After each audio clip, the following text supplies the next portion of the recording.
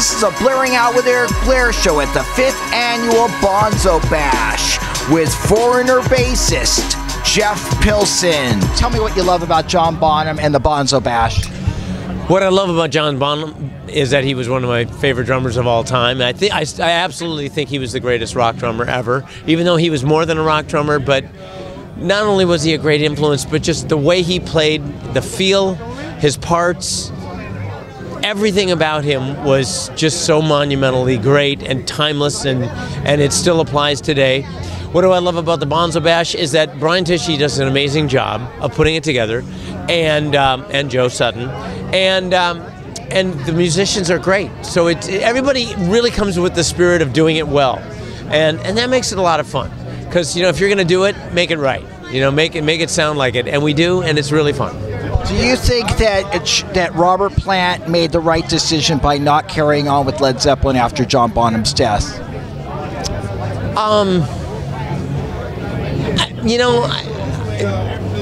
guess so. I mean, it certainly helped cement the mystique, didn't it? I would say in a way, yes. Although there's a part of me that thinks I wish there would have been more. Jimmy Page had a lot left in him, and I kind of wish that I could have heard more of that. But you know what? As far as the mystique of Zeppelin and the legacy of Zeppelin, yeah, it was probably a smart move. There was a lot of love there between those two gentlemen, John Bonham and Robert Plant. Absolutely, yeah. And that can be crushing. Well, and I think partly where he was coming from is that, number one, it would probably be very hard for him, to have immediately gotten in the same room with the same guys without him and with somebody else. That would have just felt wrong. I can see where that would feel really wrong. And Bonham was such an integral part of the sound of the band. I can see where that would, and the way they played together and played off of one another.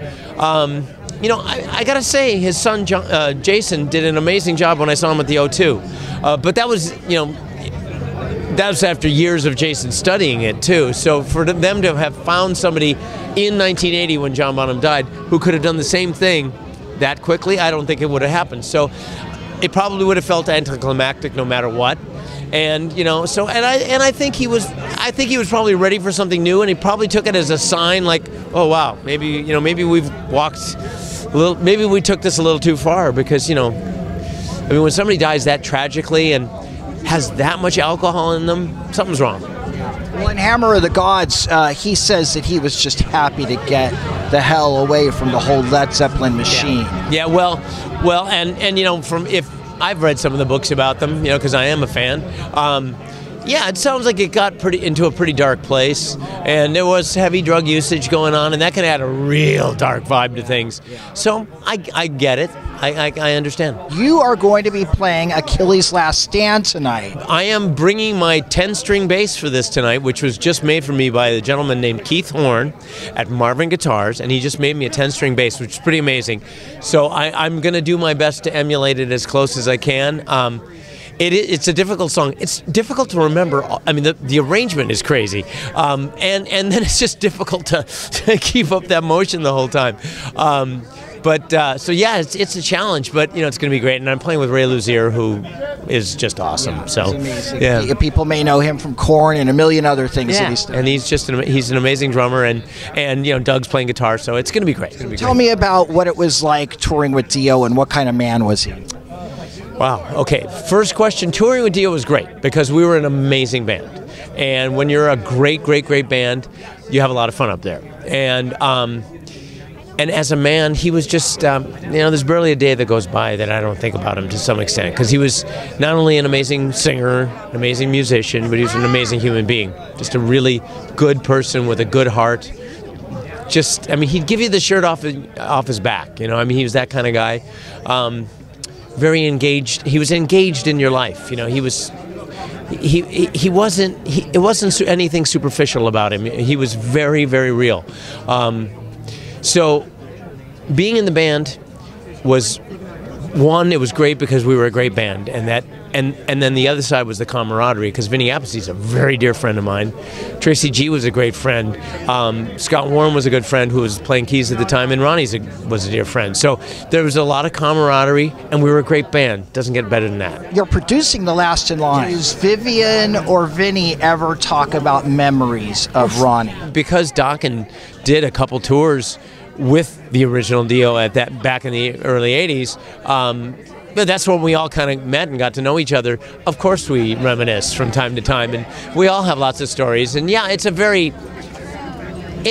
nobody feels uncomfortable talking about it if that's where you're going. No, we're very comfortable talking about it. I mean, Ronnie would hate it if he thought we felt uncomfortable talking about, the good times. He would hate that. How do you feel about the Ronnie James Dio hologram? Well, I'm one of those people that thinks, I've only seen photographs, and from the photographs it looks really cool, so I can't tell you from having seen it in person feeling, but I'm one of those people that any chance people get to hear that music and see that music and hear that voice, I'm all for. So I say more power to them. And then Jeff, how do you approach producing albums? Carefully. No, you know what? My overriding philosophy is do whatever you can to make the artist come up with the best songs, the best performances, and the best sounds. So whatever I can do to facilitate that is my job. And every band is different, every situation is different, you have to adapt. But I think having been in so many bands for so many years, I have a very good sense of what people need to make that happen. It involves making people feel comfortable, but also creative. I don't like to. I like to keep people on it, because you have to have a certain amount of relaxation, a certain amount of time where you tell stories and have fun, but you also have to keep the thread of work going. And I don't like to get too far away from that. I like to keep everybody on it. So it's a hard, it's a hard work day working with me, but it's a good one, and it's a fun one, and it's very productive. That's the thing. It's just all about whatever it takes to get the best performances and the best songs, and like I say, the best sounds. Jeff Pilson, it's great talking to you. Well, great talking to you for too, being man. on the Blairing Out with Eric Blair show. The Blairing Out show.